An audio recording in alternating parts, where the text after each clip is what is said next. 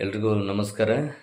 ಇಂದಿನ ವಿಡಿಯೋದಲ್ಲಿ ನಮ್ಮ ಕನ್ನಡ ಚಿತ್ರರಂಗದ ಟೈಗರ್ ಎಂದೇ ಹೆಸರಾಗಿರುವಂಥ ಟೈಗರ್ ಪ್ರಭಾಕರ್ ಸರ್ ಅವರ ಧ್ವನಿಯಲ್ಲಿ SSLC ವಿದ್ಯಾರ್ಥಿಗಳಿಗೆ ಶುಭ ಹಾರೈಕೆಗಳನ್ನು ಯಾವ ರೀತಿ ಹೇಳ್ಬೋದು ಟೈಗರ್ ಪ್ರಭಾಕರ್ ಸರ್ ಅಂತ ಅವರ ಧ್ವನಿಯಲ್ಲಿ ಅನುಕರಣೆಯ ಪ್ರಯತ್ನ ಹೇಗೆ ಬಂದಿದೆ ಅಂತ ಪ್ರತಿಕ್ರಿಯೆಯನ್ನು ನೀಡಿ ಅಂತ ಹೇಳ್ತಾ,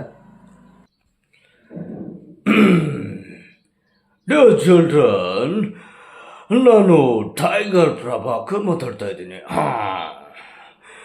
ನೋಡಿ, SSLC ಪರೀಕ್ಷೆ ಬರೀತಿರೋಂಥ ಎಲ್ಲ ಮಕ್ಕಳಿಗೆ ಈ ಟೈಗರ್ ಪ್ರಭಾಕರ್ ಕಡೆಯಿಂದ ಆಲ್ ದ ವೆರಿ ಬೆಸ್ಟ್. ಮಕ್ಕಳ ಒಂದು ಮಾತು ಹೇಳ್ತೀನಿ, ತಿಳ್ಕೊಳ್ಳಿ. ಪರೀಕ್ಷೆನಲ್ಲಿ ನಂತರ ಇರಬೇಕು.